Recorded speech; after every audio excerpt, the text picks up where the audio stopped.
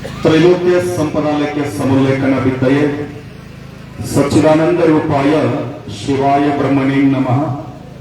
त्रिकालवंद्यರು ಪೂಜ್ಯರಾದ ನನ್ನ ಅಂತರಂಗದ ಸದ್ಗುರು ಸುಕ್ಷೇತ್ರ ಇಂಚಿಗೇರಿ ಮಠದ ಸದ್ಗುರುಗಳಾದ ಸದ್ಗುರು ಸಮರ್ಥ ಬಾಬುಸಾಹೇಬ್ ಮಹಾರಾಜರನ್ನ ಬಾಲ ಬ್ರಹ್ಮಚಾರಿ ಮಾಧವಾನಂದ ಪ್ರಭುಜಿಯವರನ್ನ ಎನ್ನ ಹೃದಯ ಮಂದಿರದಲ್ಲಿ ಧ್ಯಾನಿಸಿಕೊಂಡು ಭಕ್ತಿ ಮುಖ್ಯ ಪುಣ್ಯಕ್ಷೇತ್ರವಾಗಿರ್ತಕ್ಕಂಥ ಕನ್ನೂರು ಗ್ರಾಮದಲ್ಲಿ ಹಮ್ಮಿಕೊಂಡಿರುವ ಬೃಹತ್ ವಿರಾಟ್ ಹಿಂದೂ ಸಮಾವೇಶದ ಈ ಧರ್ಮಸಭೆಯ ದೇವ ಸಾನ್ನಿಧ್ಯ ವಹಿಸಿಕೊಂಡಿರ್ತಕ್ಕಂಥವರು ಆತ್ಮೀಯ ಪರಪೂಜರಾಗಿರ್ತಕ್ಕಂಥ ಸೋಮಲಿಂಗ ಮಹಾಸ್ವಾಮಿಗಳ ದೇವಚರಣೆಗಳ ನತಮಸ್ತಕನಾಗಿ ವೇದಿಕೆ ಮೇಲೆ ಆಸೀನರಾಗಿರ್ತಕ್ಕಂಥ ಎಲ್ಲ ಹಿಂದೂ ಪರ ಮುಖಂಡರ ದೇವಚರಣೆಗಳ ನತಮಸ್ತಕನಾಗಿ ಈ ಕಾರ್ಯಕ್ರಮವನ್ನು ಆಯೋಜನೆ ಮಾಡಿರ್ತಕ್ಕಂಥ ಎಲ್ಲ ಹಿಂದೂ ಸಂಘಟನೆ ಎಲ್ಲ ಯುವ ಮುಖಂಡರಲ್ಲಿ ಇಲ್ಲಿ ನೆರವೇರ್ತಕ್ಕಂಥ ತಮ್ಮೆಲ್ಲರ ಪಾದಗಳಿಗೂ ಶರಣಾರ್ಥಿಗಳು ಬಂಧುಗಳೇ,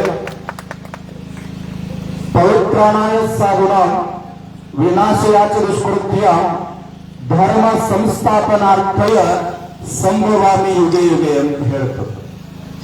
ಪರಮ ಪವಿತ್ರ ಭಗವದ್ಗೀತೆಯ 4ನೇ ಅಧ್ಯಾಯದ 8ನೇ ಶ್ಲೋಕದ ಅರ್ಥ ಹೇಳ್ತದ, ಈ ಜಗತ್ತಿನೊಳಗ ಈ ಮಣ್ಣಿನೊಳಗೆ ಯಾವಾಗ ಅಧರ್ಮ ಅನ್ಯಾಯ ಮೋಸ್ತನ ಧರ್ಮ ಅಧಪತನಕ್ಕೆ ಹೋಗೋ ಕಾಲದೊಳಗ ಕೃಷ್ಣ ಪರಮಾತ್ಮ ಯಾವ್ದಾದ್ರು ಒಂದು ರೂಪದೊಳಗೆ ಹುಟ್ಟಿ ಬರ್ತೀನಿ ಅಂತ ಹೇಳಿರ್ತಕ್ಕಂಥದ್ದು. ಹಂಗಾದ್ರೆ ಈ ಮಣ್ಣಿನೊಳಗ ಈ ನಾಡಿನೊಳಗ ಈ ಭಾರತ ಮಾತೆ ವೈಭವೀಕರಣ ಮಾಡುವ ಸಲುವಾಗಿ ಧರ್ಮ ಅಧಪತನಕ್ಕೆ ಹೋಗೋ ಕಾಲಗಳು ಹುಟ್ಟು ಬಂದಿರತಕ್ಕಂಥವ್ರು ಯಾರು ಅಂತಂದ್ರ ಶ್ರೀರಾಮಚಂದ್ರ ಪ್ರಭುಗಳು ಹುಟ್ಟು ಬಂದಿರತಕ್ಕಂಥದ್ದದ. ಬಹಳ ಜನ ಮಾತನಾಡ್ತೀವಿ ನಾವು ಹಿಂದೂ ಸಮಾವೇಶ, ಸನಾತನ ಹಿಂದೂ ಧರ್ಮ ಅಂತಂದ್ರ ಒಂದು ಮಾತನ್ನ ತಮ್ಮ ಹೇಳ್ತೀನಿ, ಜಗತ್ತಿನೊಳಗ ಈ ಭವ್ಯ ಭಾರತದೊಳಗ ಹಿಂದೂ ಹಿಂದೂ ಹಿಂದೂ ಅಂತೇಳಿ ಹುಚ್ಚು ಹಿಡಿಯಿತು ಅಂತಂದ್ರ ಒಬ್ಬ ಸನ್ಯಾಸಿ ಆಗಬಹುದು, ಏನ ಭಯೋತ್ಪಾದಕನಾಗ್ಲಿಕ್ಕೆ ಸಾಧ್ಯ ಇಲ್ಲ. ಇದನ್ನ ನಾವು ಮೊದಲು ತಿಳ್ಕೋಬೇಕಾಗ್ಯದ. ಹಿಂದೂ ಧರ್ಮ ಅಂತಂದ್ರೆ ಏನು?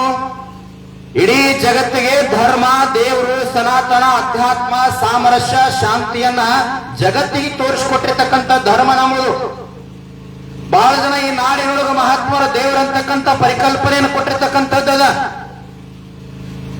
ಅಥಣಿ ಶಿವಯೋಗಿಗಳಂತ ಒಬ್ಬರು ಬಹಳ ದೊಡ್ಡ ಜ್ಞಾನಿಗಳಾಗಿ ಹೋದರು. ಅವ್ರು ಹೇಳ್ತಾರ, ನಿನ್ನ ನಡೆ ನುಡಿ ಒಂದಾಗಿದ್ರೆ ಇದ ಜನ್ಮ ಕಡಿ ಅಂತ ಹೇಳ್ತಾರ. ಅದನ್ನ ಹುಬ್ಬಳ್ಳಿ ಸಿದ್ಧಾರೂಢರು ಹೆಂಗ್ ಹೇಳ್ತಾರಂದ್ರ, ಅಹಂ ಬ್ರಹ್ಮಾಸ್ಮಿ ಅಯಮಾತ್ ಬ್ರಹ್ಮ ಪ್ರಜ್ಞಾನಂ ಬ್ರಹ್ಮ ತತ್ವಮಸಿ ಅಂದ್ರ ನೀಲ ದೇವರದಿ ಅಂತ ಹೇಳ್ತಾರ. ಅದನ್ನ ಬಸವಣ್ಣವ್ರು ಕಲ್ಲು ದೇವರು ದೇವರಲ್ಲ, ಮಣ್ಣು ದೇವರು ದೇವರಲ್ಲ, ಮರದಿಂದ ಮಾಡಿದ ದೇವರು ದೇವರಲ್ಲ, ಪಂಚಲೋಹಗಳಿಂದ ಮಾಡಿದ ದೇವರುಗಳು ದೇವರಲ್ಲ, ಸೇತುವನ್ನ ರಾಮೇಶ್ವರ, ಗೋಕರ್ಣ, ಕೇದಾರ ಮುಂತಾದ ಪುಣ್ಯಕ್ಷೇತ್ರದಲ್ಲಿರ್ತಕ್ಕಂಥ ದೇವರುಗಳು ದೇವರಲ್ಲ. ತನ್ನ ತಾನರಿತು ತಾನಾರೆಂದು ತಿಳಿದೊಡೆ ತಾನೇ ದೇವ ನೋಡ ಪ್ರಮಾಣ ಕೂಡಲ ಸಂಗಮ ದೇವ. ಅದನ್ನ ಇಂಚಿಗೇರಿ ಮಠದ ಬಾಲ ಬ್ರಹ್ಮಚಾರಿ 32,000 ಅಂತರ್ಜಾತಿ ಮದುವೆಗಳನ್ನ ಮಾಡಿಸಿ ಜಗತ್ತಿಗೆ ಸಮಾನತೆಯನ್ನು ಕೊಟ್ಟಿರ್ತಕ್ಕಂಥ ಬಾಲ ಬ್ರಹ್ಮಚಾರಿ ಮಾಧವಾನಂದ ಪ್ರಭುಜಿಯವರನ್ನು ಯಾರೋ ಕೇಳಿದ್ರು,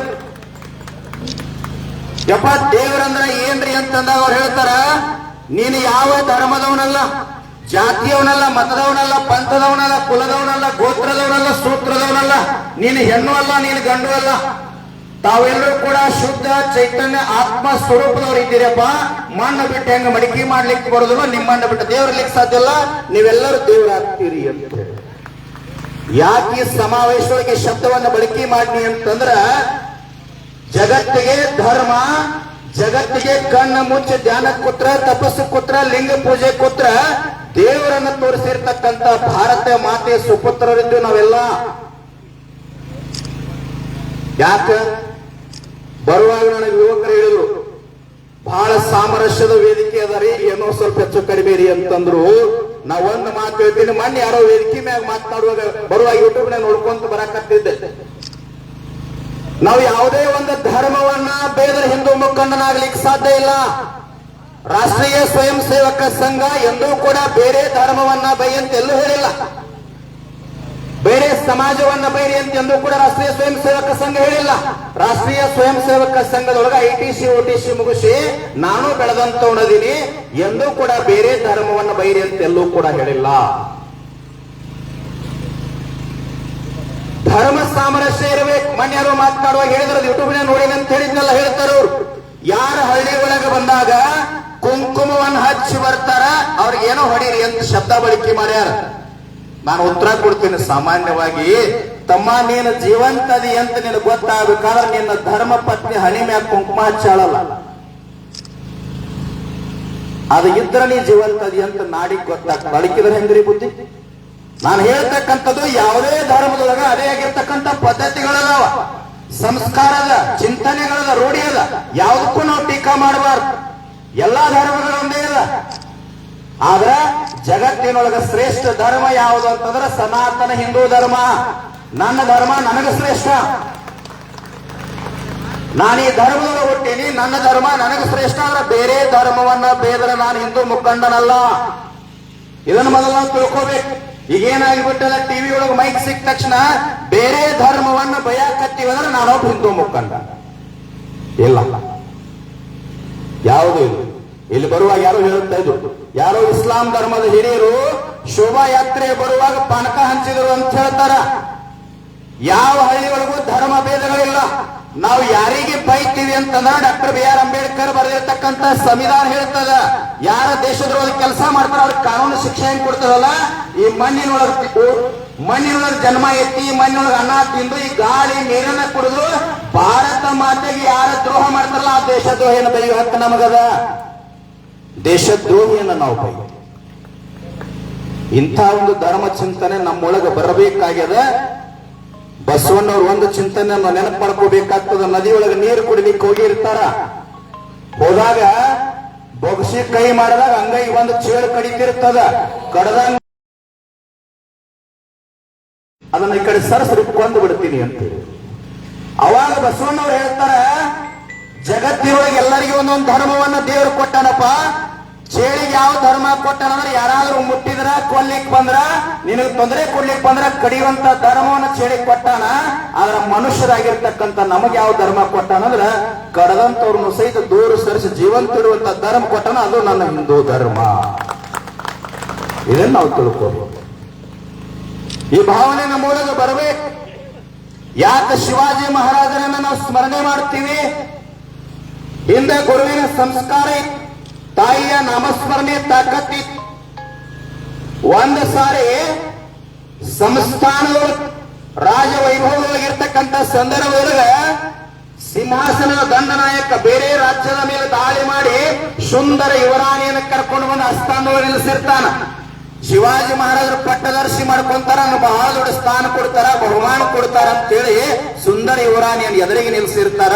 ಶಿವಾಜಿ ಮಹಾರಾಜರು ಬಂದು ಕುಂಡ್ರಬೇಕು ಅನ್ನೋದ್ರೊಳಗೆ ದಂಡನಾಯಕ ಕೇಳುತ್ತಾನ, ಇಂಥ ಯುವರಾಣಿಯನ್ನು ಕರ್ಕೊಂಡು ಬಂದಿವ್ರಿ, ನೀವು ಪಟ್ಟದರ್ಶಿಯನ್ನಾಗಿ ಸ್ವೀಕಾರ ಮಾಡ್ಕೊಡ್ರಿ ಅಂತಂದಾಗ ಶಿವಾಜಿ ಮಹಾರಾಜರು ಕುರ್ಚಿ ಮ್ಯಾಗ ಸಿಂಹಾಸನದ ಮ್ಯಾಗ ಕುಂಡ್ರಂಗಿಲ್ಲ, ಕೆಳಗಿಳಿದು ಬರ್ತಾರ. ಹೇಳ್ತಾರವ್ರ, ನನ್ನ ತಾಯಿಯನ್ನು ಯಾಕೆ ನಿಲ್ಸಿರೋ, ಕುರ್ಚಿ ಹಾಕಿ ಕುಣಿಸ್ರಿ. ಜಗತ್ತಿನೊಳಗೆ ಬಹಳಷ್ಟು ರಾಷ್ಟ್ರಗಳದಾವ, ಬಹಳಷ್ಟು ದೇಶಗಳದಾವ. ತಾಯಿ ಅಂತಕ್ಕಂಥ ಭಾರತ ಮಾತೆ ಅಂತಕ್ಕಂಥ ಭಾವನೆಯಿಂದ ಕರೀತಕ್ಕಂಥ ಜಗತ್ತಿನ ಏಕೈಕ ರಾಷ್ಟ್ರ ಅದು ನನ್ನ ಭಾರತ ದೇಶ. ಭಾರತ ಮಾತೆ ಅಂತ ನಾವು ಕರಿತೀವಿ. ಇವತ್ತೇನಾಗ್ಲಿಕ್ಕತ್ತದ ಜಗತ್ತಿನೊಳಗೆ, ಮೊನ್ನೆ ಬಾಂಗ್ಲಾದೊಳಗೆ ನೋಡ್ರಿ, ಇವತ್ತು ಇರಾನ್ ಎಲ್ಲ ಯುದ್ಧಗಳು ನಡೆಯಕತ್ತೇವ. 3ನೇ ಮಹಾಯುದ್ಧದ ಸನ್ನಿವೇಶ ಸಂಭವ ನಮಗ್ ಕಾಣ್ಲಿಕ್ಕತ್ತದ. ಇಡೀ ಭಾರತದೊಳಗ ಧರ್ಮ ಜಾತಿ ಮೇಲು ಕೀಳು ಅಲ್ಲಾರ್ದ ಸಾಮರಸ್ಯದಿಂದ ಶಾಂತಿಯಿಂದ ಬದುಕತಕ್ಕಂಥ ಏಕೈಕ ದೇಶ ಅದು ಭಾರತ. ನೆನಪಿರ್ಲಿ ತಮಗೆಲ್ಲ. ಮೊನ್ನೆ ಒಂದು 6 ತಿಂಗಳು ಹಿಂದೆ ನಡೆದಿರ್ತಕ್ಕಂಥ ಘಟನೆ.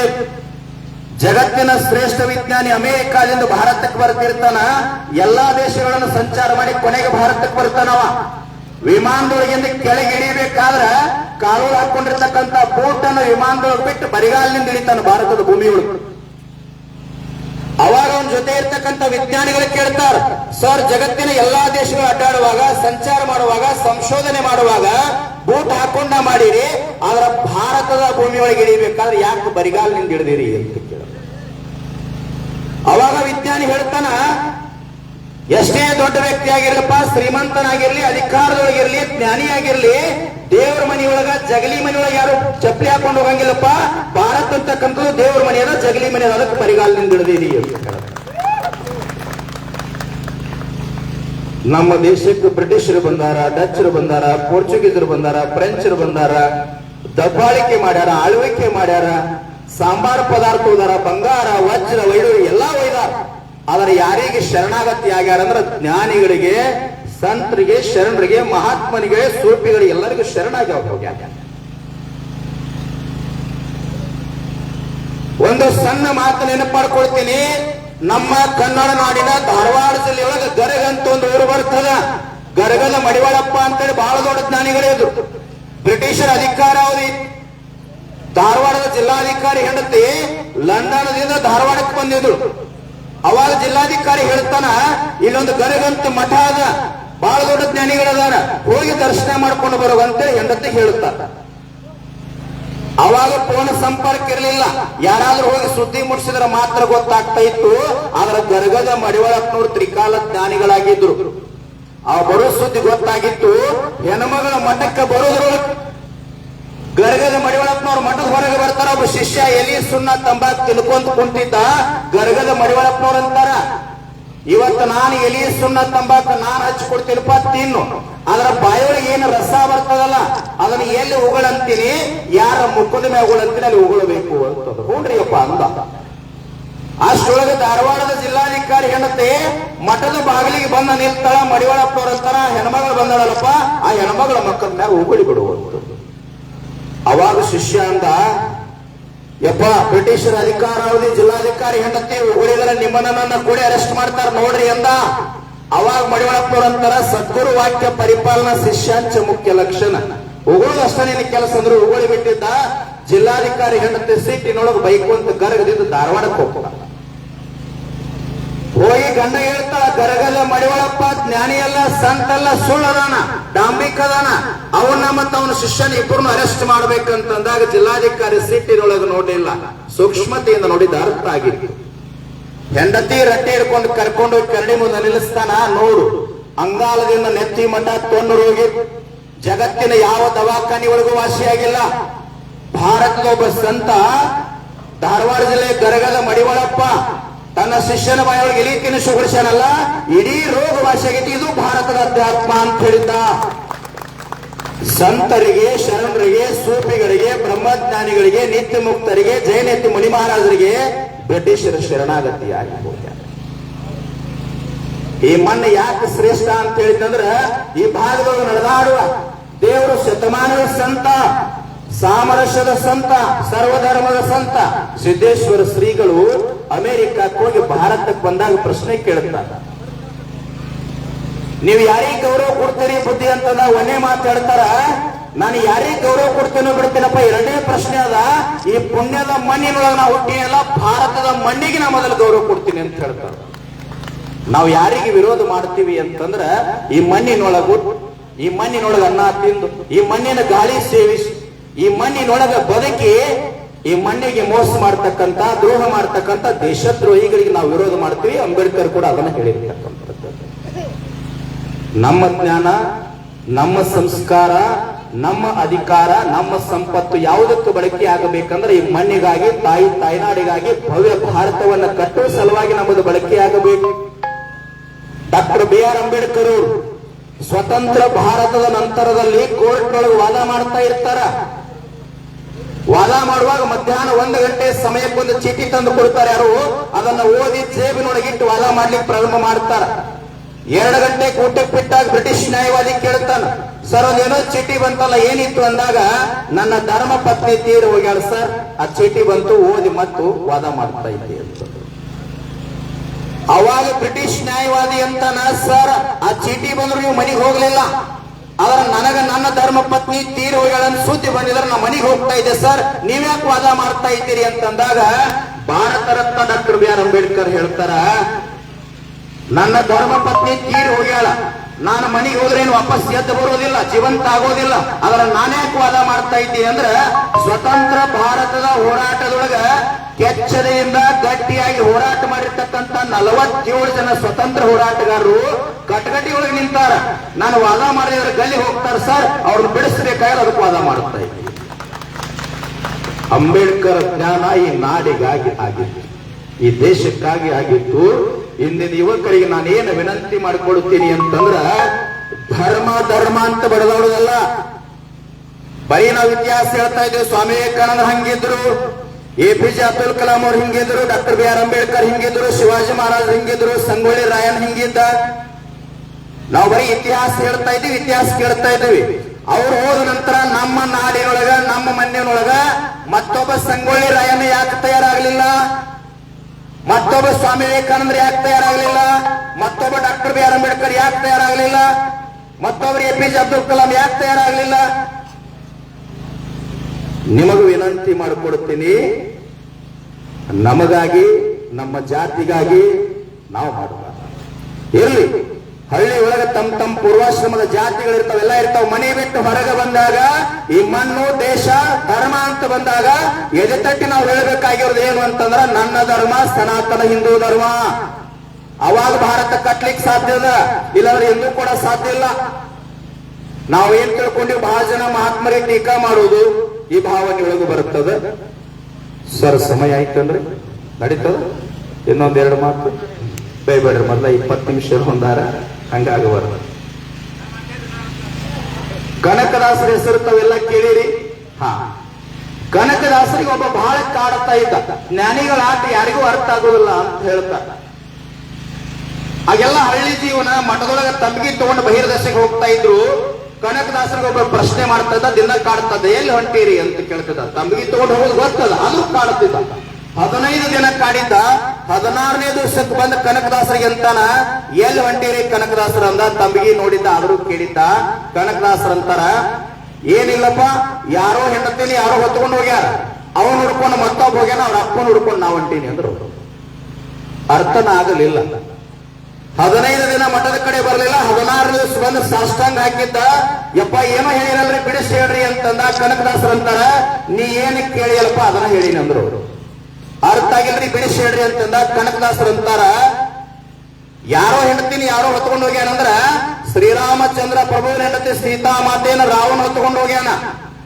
ಅವನು ಹುಡ್ಕೊಂಡು ಮತ್ತೊಬ್ಬ ಹೋಗ್ಯಾನಂದ್ರ ರಾವಣನ ಕೊಂದ ಸೀತಾಮಾತೆಯನ್ನು ತರ್ಲಿಕ್ಕೆ ಹನುಮಪ್ಪ ಹೋಗ್ಯಾನ.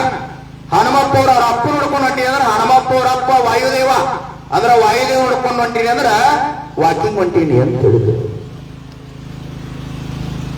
ಈ ದೇಶ, ಈ ಮಣ್ಣು, ಈ ಭವ್ಯ ಭಾರತವನ್ನು ಕಟ್ಟುವ ಸಲುವಾಗಿ ಯಾಕೆ ಮಹಾತ್ಮರನ್ನ ಸ್ಮರಣೆ ಮಾಡುತ್ತೀವಿ ಅಂತಂದ್ರ, ಈ ಮಣ್ಣಿಗಾಗಿ ಬದುಕ್ಯಾರ, ಈ ಭಾರತ ಮಾತೆ ರಕ್ಷಣೆಗಾಗಿ ಬದುಕ್ಯಾರ. ಇವತ್ತು ಭಾರತವನ್ನ ನೋಡಿದ್ರೆ ಜಗತ್ತು ಯಾಕೆ ಶರಣಾಗತಿ ಆಗ್ಲಿಕ್ಕಂತಂದ್ರ, ಸ್ವಾಮಿ ವಿವೇಕಾನಂದರು ಚಿಕಾಗೋ ಸರ್ವಧರ್ಮ ಸಮ್ಮೇಳನಕ್ಕೆ ಹೋದಾಗ ಬಹಳ ಜನ ಕಾಡ್ತಾ ಇದ್ರು ಸ್ವಾಮಿ ವಿವೇಕಾನಂದರನ್ನ. ಇವರ ಕ್ಯಾವಿ ಬಟ್ಟೆಯನ್ನ, ರುಂಬಾಲನ್ನ, ಇವರ ರೋಮಾಂಚನಕಾರಿಯಾಗಿರ್ತಕ್ಕಂಥ ಮೈಕಟ್ಟು, ಮುಖ ಕಾಂತಿಯನ್ನು ನೋಡಿ ಕಾಡಬೇಕಂತೇಳಿ ಒಬ್ಬ ವ್ಯಕ್ತಿ ಅಂತಾನ, ಸ್ವಾಮೀಜಿ ನಿಮ್ಮ ದೇಶದ ಗ್ರಂಥವನ್ನ ಕೆಳಗಿಟ್ಟಾರೆ, ಜಗತ್ತಿನ ಎಲ್ಲಾ ಗ್ರಂಥ ಮ್ಯಾಗಿಟ್ಟಾರಲ್ರಿ, ನಿಮ್ಮ ದೇಶ ಎಷ್ಟು ಕೆಳಗದರ ಎಂದವ. ಅವಾಗ ಸ್ವಾಮಿ ವಿವೇಕಾನಂದ್ರ ಅಂತಾರ, ಜಗತ್ತಿನ ಎಲ್ಲಾ ಧರ್ಮಗಳನ್ನ, ದೇಶವನ್ನ, ಸಂಸ್ಕೃತಿ, ಸಾಹಿತ್ಯ, ನಡೆ ನುಡಿ, ಆಚಾರವನ್ನು ಹೊತ್ತು ನಿಲ್ಲುತ್ತಾಗತ್ತ ಜಗತ್ತಿನೊಳಗೆ ಭಾರತ ಕೈತಪ್ಪ, ಅದಕ್ಕೆ ಭಾರತ ಗ್ರಂಥ ಕೆಳಗದ. ಒಂದ್ ವೇಳೆ ನನ್ನ ದೇಶದ ಗ್ರಂಥ ತೆಗೆದ್ರ ನಿಮ್ಮ ದೇಶ ಎಲ್ಲ ಕೆಳಗೆ ಬಿಡುತ್ತಾವ ಅಂತೇಳಿ ಇನ್ನೂ ಬಿಡ್ಲಿಲ್ಲ. ನಿಮ್ಮ ದೇಶದೊಳಗೆ ಬುದ್ಧ ಹುಟ್ಟಿದ, ಮಹಾವೀರ ಹುಟ್ಟಿದ, ಧರ್ಮ ಪ್ರಸಾರ ಮಾಡಿದ್ರು, ಮತ್ ನಮ್ಮ ಯುರೋಪಿಯನ್ ರಾಷ್ಟ್ರಕ್ಕೆ ಯಾಕೆ ಬರ್ಲಿಲ್ರಿ ಅಂತ ಕೇಳಿದ. ಸ್ವಾಮಿ ವಿವೇಕಾನಂದ ಉದ್ಗಾರ ತೆಗಿತಾರ, Buddha has syllabus for human being, not for monkeys ಅಂತ ಹೇಳಿದ್ರು. ಅರ್ಥ ಆಗಲಿಲ್ಲ ಅನಿಸ್ತ. ಸ್ವಾಮಿ ವಿವೇಕಾನಂದ್ರ ಏನ್ ಹೇಳಿದ್ರು ಅಂದ್ರ, ನನ್ನ ದೇಶದ ಬುದ್ಧ ಮಹಾವೀರ ಧರ್ಮ ಪ್ರಸಾರ ಮಾಡುವ ಕಾಲಕ್ಕ ಯುರೋಪಿಯನ್ ರಾಷ್ಟ್ರದ ಜನ ಮಂಗಗಳನ್ನ ಮರದ ಮೇಲೆ ಕೊಂಡಿರ್ತಾ ಇದ್ರು. ನನ್ನ ದೇಶದ ಬುದ್ಧ ಮಹಾವೀರನ ಧರ್ಮ ಮನುಷ್ಯರಿಗೆ ವಿನ ಮಂಗಗಳಿಗಲ್ಲ ಅಂತ ಹೇಳಿದ್ರು ಅವರು. ಎಷ್ಟು ಸರಳವಾಗಿ ಅಧ್ಯಾತ್ಮವನ್ನು ಬಿಂಬಿಸ್ಯಾರ. ಸಮಯ ಆಗ್ಯದಂತ ಅನಿಸ್ತದ. ನಾ ಏನ್ ಬಹಳ ಮಾತನಾಗಿಲ್ಲ, ಒಂದು ಮಾತನ್ನು ಹೇಳಿ ನನ್ನ ಮಾತನ್ನ ಮುಗಿಸ್ತೇನೆ. ಇಲ್ಲಿ ಹಾರಾಡ್ಲಿಕ್ಕತ್ತದಲ್ಲ ನೊಣ, ನೊಣದ ತಲಿ ಒಳಗ್ ವಿಷ ಅದ. ನೊಣ ತಿಂದು ಹಲ್ಲಿ ಬದುಕ್ತದ, ಹಲ್ಲಿ ಒಳಗ್ ವಿಷ ಅದ.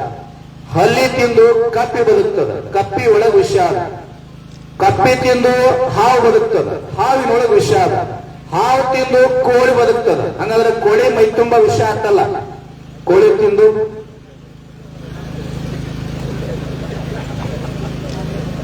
ನಾ ಹೇಳಿದ್ದ ಕೋಳಿ ಅಂದ್ರೆ ತಪ್ಪು ತಿಳಿಬೇಡ್ರಿ. ಮತ್ತೆ ಇದ್ರ ಒಳಗೊಂದು ಕೋಳಿ ಹೋಗ್ತದ, ನಾನು ನಂದು ನನಗಾಗಿ ನಾನು ಶ್ರೇಷ್ಠ, ನಾ ಇರದೇ ಇದ್ರೆ ನಡೆಯುದಿಲ್ಲ, ಇದೆಲ್ಲ ನನ್ನಿಂದಂತ ಒಳಗ್ ಕೋಳಿ ಹೋಗ್ತದ. ನಿಮಗ ನೆನಪಿರ್ಲಿ, ಕಾಲಜ್ಞಾನ ಇದೇ ಜಿಲ್ಲೆಯ ಬಬಲಾದಿ ಸದಾಶಿವ ಮುತ್ಯ ಅಂತ ಒಂದು ಕಾಲಜ್ಞಾನ ಬರೆದಾರ. ಹಂಗ ಜಗತ್ತು ನಡಿಲಿಕ್ಕತ್ತದ. ಏನ್ ಹೇಳ್ತಾರ ಬಬಲಾದಿ ಸದಾಶಿವ ಮುತ್ಯ ಕಾಲಜ್ಞಾನ ಅಂದ್ರೆ ಮಕ್ಕಳ ಭೂಮಿ ತಲೆ ಮ್ಯಾಗ ಅಧಿಕಾರದ ಅಂತೇಳಿ ದೊಡ್ಡವದಿನಿ ಅಂತೇಳಿ ಶ್ರೀಮಂತಿಕೆ ಅಂತ ಮೆರ್ಯಾಕ್ ಹೋಗ್ಬೇಡ್ರಿ. ಮುಂದಿನ ದಿನಮಾನಗಳು ಬಾಯಿಗೆ ಬಾಯಿಜಳಿಗೆ ಹಾಕೊಳಕ್ ಕಾಲ ಬರ್ತಾರೆ ಎಚ್ಚರ ಅಂತ ಹೇಳಿದ್ದ. ಕೋವಿಡ್ ಒಳಗ ಮಾಸ್ಕ್ ಹಾಕಿವಿಲ್ರಿ. ಇನ್ನೊಂದು ಹೇಳ್ತಾನ, ಬಿದ್ದಿವಂತರು ಮಕ್ಕಳಿರ, ಭೂಮಿ ಎದ್ದೆದ್ದು ಬಡದಿತ್ತು ಮಕ್ಕಳಿರ, ಹದ್ದುಕ್ಕಾಗಿ ಹರ್ಕೊಂಡು ತಿನ್ನುವ ದಿನಮಾನಗಳು ಬರ್ತಾವ ಬಡು ಎಚ್ಚರ, ರೊಕ್ಕದ ಗಡಿಗೆ ಹೊತ್ತು ಇವಾಗ ಬಿಕ್ಕಿ ಬಿಕ್ಕಿ ಎತ್ತಿರೋ ಮಕ್ಕಳಿರ ಅಂತ ಹೇಳ್ತದ. ಉಳುವಿ ಚೆನ್ನ ಬಸವಣ್ಣವರು ಒಂದು ಕಾಲಜ್ಞಾನ ಬರೀತಾರೆ ಬುದ್ಧಿ. ಉಳುವಿಯ ಚೆನ್ನನು ಕಲಿಯುಗದಲ್ಲಿ ಹುಟ್ಟಿ ಬರುವಾಗ ಜೊಳ್ಳ ಜೊಟ್ಟೆಲ್ಲ ಹಾರಿ ಹೋಗಿ ಗಟ್ಟಿ ಕಾಳು ಅಷ್ಟೇ ಉಳಿತಾವ ಅಂತ ಹೇಳ್ಯಾನ. ಮತ್ತೆ ಈ ಭಾಗದ ಎಲ್ಲ ಮಹಾತ್ಮರ ಆಶೀರ್ವಾದದಿಂದ, ಸಿದ್ದೇಶ್ವರ ಶ್ರೀಗಳ ಆಶೀರ್ವಾದದಿಂದ ಕೋವಿಡ್ ಒಳಗೆ ನಮಗೆ ಏನೂ ಆಗ್ಲಾರ್ದ ಜೀವಂತ ಅಂದ್ರೆ ನಾವೆಲ್ಲ ಗಟ್ಟಿ ಕಾಳ ಅದಿವಿಲ್ಲ ಗಟ್ಟಿ ಕಾಳ. ಆ ಗಟ್ಟಿ ಕಾಳ ಅದೀವಂದ್ರೆ ಬೇಡುವಾಗ ಒಳ್ಳೇದನ್ನ ಬೇಡಬೇಕು, ಕೇಳುವಾಗ ಒಳ್ಳೇದನ್ನ ಕೇಳಬೇಕು. ಈ ಮೊನ್ನೆ ಬಹಳ ಹೊರಗಿಂದ ಹೇಳುದು ಬೇಡ. ಇಲ್ಲಿ ಗುಲ್ಬರ್ಗ ಜಿಲ್ಲೆ ಅಫಜಲ್ಪುರ್ ಅಂತ ಬರ್ತದೆ, ನಿಮ್ಗೆ ಸಮೀಪ ಆಗ್ತದೆ. ಭಾಗ್ಯವಂತಿ ದೇವಿ ಹೆಸರು. ಒಂದ್ 6 ತಿಂಗಳಿಂದ ನಡೆದ ಘಟನಾ ಇದು. ಹುಂಡಿ ಒಳಗ ಒಬ್ಬ ತಾಯಿ ಬರ್ದಾಕ್ಯಾಳ 50 ರೂಪಾಯಿ ನೋಟಿನ ಮ್ಯಾಗ. ಮುಂದಿನ ಅಮಾಸಿಗೆ ಬಂದಾಗ 5,000 ಹಾಕ್ತೀನಿ, ನದಿಯಿಂದ ದೀಡ್ ನಮಸ್ಕಾರ ಹಾಕ್ತೀನಿ, ಶಿಡಿ ಆಡ್ತೀನಿ. ಆದ್ರೆ ಏನ್ ಆಶೀರ್ವಾದ ಮಾಡಬೇಕು ಅಂತಂದ್ರ ನಮ್ಮ ಅತ್ತಿ ಮಾವ ಬಾಳ ಕಾಡ್ಲಿಕ್ಕತ್ತಾರ, ಮುಂದಿನ ಅಮಾಸಿಗೆ ಬರೋದ್ರಾಗ ಇಬ್ರು ಸಾಯುವಂಗ ಆಶೀರ್ವಾದ ಮಾಡು. ಎಲ್ಲಿ ಉಂಟದ್ರಿ? ಆಯುಷ್ಯ ಬಾಳ ಇಲ್ಲ, 10-15 ನಿದ್ರೆಗೆ ಹೋಗ್ಯಾವ 50, ಪ್ರಾಯಕ್ಕೆ 20, ಪ್ರಾಯದಲ್ಲಿ ಮಾಡಿದ ಗಾಯಕ್ಕೆ 30, ಹೋಯ್ತು 100 ವರ್ಷ.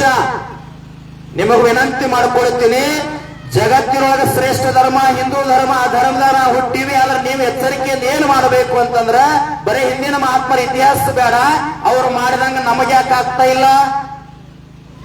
ನೀವ್ಯಾಕೆ ಸಾಧನೆಯನ್ನು ಮಾಡ್ತಾ ಇಲ್ಲ? ಮಾಡಬೇಕು. ನಮ್ಮ ಮಕ್ಕಳಿಗೆ ಆ ಸಂಸ್ಕಾರವನ್ನು ಬೆಳೆಸಿಕೊಡ್ಬೇಕು. ಸ್ವಾಮಿ ವಿವೇಕಾನಂದರು, ರಾಯಣ್ಣ, ಹಿಂಗೆಲ್ಲ ಯಾವಾಗ ನಾವು ಬೆಳಿತೀವಲ್ಲ ಅವಾಗ ಧರ್ಮ ಕಟ್ಲಿಕ್ಕೆ ಸಾಧ್ಯದ, ಭವ್ಯ ಭಾರತ ಕಟ್ಲಿಕ್ಕೆ ಸಾಧ್ಯದ. ಕೊನೆಯದಾಗಿ ರೈತರ ಬಗ್ಗೆ ಒಂದು ಮಾತನ್ನು ಹೇಳ್ತೀವಿ. ನೀವೆಲ್ಲ ಮನೆಯೊಳಗಿರ್ತೀರಿ, ಯಾರೋ ಮಹಾತ್ಮರು, ಡಾಕ್ಟರು, ಇಂಜಿನಿಯರು, ಯಾರೋ ಪೊಲೀಸ್ ಅಧಿಕಾರಿಗಳು ನಿಮ್ಮ ಮನೆಗೆ ಬಂದ ತಕ್ಷಣ ಮಕ್ಕಳನ್ನ ಪರಿಚಯ ಮಾಡಿಸ್ತೀರಿ. 4 ಜನ ಇರ್ತಾರ.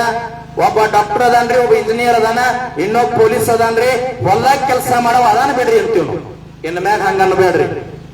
ಧರ್ಮ, ಜಾತಿ, ಮತ, ಪಂಥ, ಪಕ್ಷ, ದೊಡ್ಡವ ಸಣ್ಣವ, ಮೇಲು ಕೀಳು ಅಲ್ಲಾರ್ದ ಭೂಮಿ ಮಡಿಲೊಳಗ, ಭೂಮಿ ತಾಯಿಯ ಮಡಿಲೊಳಗ ಬೆವರು ಸುರಿಸಿ ಅನ್ನ ಬೆಳೆದು ಜಗತ್ತನ್ನ ಜೀವಂತಿಟ್ಟಿರ್ತಕ್ಕಂಥ ಶ್ರೇಷ್ಠ ರೈತ ನನ್ನ ಮಗ ಅಂತ ಅಭಿಮಾನಲೇ ಪರಿಚಯ ಮಾಡಿಸ, ಅವಾಗ ಉದ್ಧಾರ ಆಗಲಿಕ್ಕೆ ಸಾಧ್ಯ. ಯಾವುದೇ ಧರ್ಮ, ಯಾವುದೇ ವ್ಯಕ್ತಿಯನ್ನ ಬೈಲಾರ್ದ ನನ್ನ ಧರ್ಮ ಶ್ರೇಷ್ಠದ, ನನ್ನ ಧರ್ಮ ಬೆಳಿಬೇಕು, ನನ್ನ ಯುವಶಕ್ತಿ ಬೆಳಿಬೇಕು, ನನ್ನ ಸಮಾಜ ಬೆಳೀತು ಅಂತಂದ್ರ, ಈ ಮಣ್ಣನ್ನ, ಈ ಭಾರತ ಮಾತೆಯನ್ನ ಅಭಿಮಾನದಿಂದ ನೋಡಿದೀವಿ ಅಂತಂದ್ರ ಈ ನೆಲದೊಳಗೆ ಹುಟ್ಟಿದಕ್ಕಾಗಿ ಸಾರ್ಥಕ ಆಗ್ತದ. ರಾಷ್ಟ್ರೀಯ ಸ್ವಯಂ ಸೇವಕ ಒಂದನ್ನ ಹೇಳಿ, ಕಟ್ಟಬೇಕು. ಏನ ಕಟ್ಟಬೇಕಂತಂದ್ರೆ ಈ ಭವ್ಯ ಭಾರತವನ್ನ ಕಟ್ಟಬೇಕಾದ್ರೆ ಯುವಶಕ್ತಿ ಜಾಗೃತ ಆಗಬೇಕು. ನಾವೆಲ್ಲ ಕೂಡ ಆ ದಾರಿ ಒಳಗೆ ಸಾಗೋಣ ಅಂತೇಳಿ 12 ಮಾತುಗಳನ್ನು ತಮ್ಮೆಲ್ಲರ ಪಾದಕರ